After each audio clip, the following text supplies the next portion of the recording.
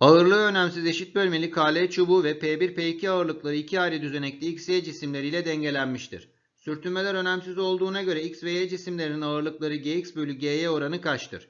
Şekil 1'deki sistemde toplam ağırlığımız P1 artı P2 kadar olup ip tarafından taşınmaktadır ve ip gerilmesine T dersek T çarpı bu noktaya göre tork aldığımızda 2R eşittir X çarpı R'dir. Bu durumda X değerimiz 2T olarak bulunur. Şekil 2'deki sistemde yine toplam ağırlığımız P1 artı P2 olduğundan bu ip gerilmesini T kabul ettiğimizde buradan da T eşittir Y'nin eğik düzleme paralel bileşeni olan Y çarpı sin 30 yani Y çarpı 0,5'tir.